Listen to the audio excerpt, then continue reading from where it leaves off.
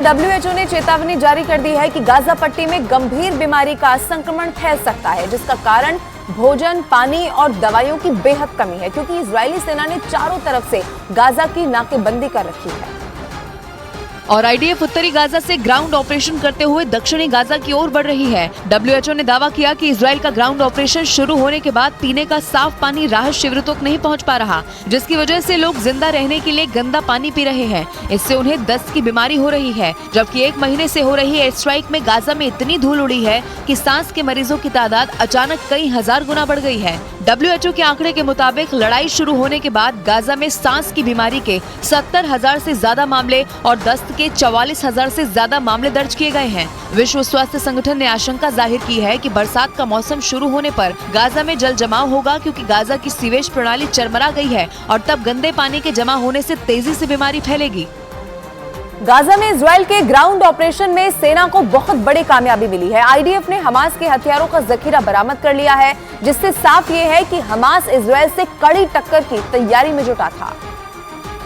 क्योंकि आईडीएफ के हाथ हमास के जो हथियार लगे हैं वो कोई मामूली हथियार नहीं है। आईडीएफ ने हमास के हथियार गोदाम से बदर 3 टाइप के रॉकेट बरामद किए हैं, जिनकी रेंज 13 किलोमीटर तक है। हमास के आउटपोस्ट से आईडीएफ को ऐसे 3 रॉकेट मिले, जबकि हथियारों से भरे 2 ट्रक भी बरामद हुए, जिनमें से एक पर रॉकेट लॉन्चर के साथ रॉकेट लोड थे। आईडीएफ के जवानों ने हमास के 2 ड्रोन भी बरामद कर लिए हैं। हथियारों को जब्त करने के बाद आईडीएफ ने हमास के आउटपोस्ट को तबाह कर दिया।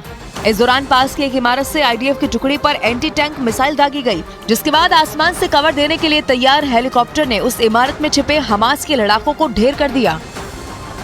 और इधर शुक्रवार को इजराइल ने मध्य गाजा के नुसेरात रिलीफ कैंप पर जबरदस्त एयर स्ट्राइक कर दी, जिसमें कम से कम 41 लोगों की मौत हो गई और दर्जनों लोग ऐसे जो मलबे में ही दब गए। इजराइल ने दावा ये किया कि यहाँ हमास के लड़ाके छिपे हुए थे और इसीलिए उसने राहत शिविर पर हमला कर दिया। और इस हमले के बाद राहत शिविर में चीख पुकार मच गई, क्योंकि बम धमाकों के बाद कई लोगों की मौत हो गई और कई लोग बुरी तरीके से घायल हो गए। इसके तुरंत बाद लोगों को मलबे से निकालने की कोशिश तेज हो गई। जिस बिल्डिंग पर इजराइल ने एयर स्ट्राइक की थी वो मलबे के ढेर में बदल चुकी थी और वहां से धुआं उठता हुआ भी दिखाई दे रहा था। लोग मलबे के करीब जाकर उसमें दबे लोगों को निकालने की कोशिश में जुट गए। इस दौरान एक शख्स आग बुझाने के लिए पानी की बाल्टी लेकर आया और उठ रहे धुएं पर उड़ेल दिया। इस हमले में 41 लोगों की मौत की खबर है, जिनके लिए राहत शिविर में मौजूद लोग शोक मनाते हुए दिखाई दिए।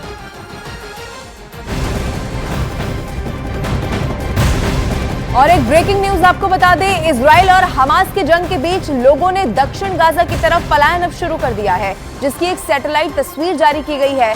सैटेलाइट तस्वीर में बड़ी संख्या में लोग जान बचाने के लिए दक्षिण गाजा की तरफ जाते हुए दिखाई दिए। हालांकि इजरायली सेना के नए ऐलान के बाद से लोग दहशत में हैं, क्योंकि आईडीएफ ने ऐलान कर दिया है कि हमास के खात्मे के लिए वो उत्तरी गाजा के साथ साथ दक्षिणी गाजा में भी हमास के ठिकानों पर हमला बोल सकता है।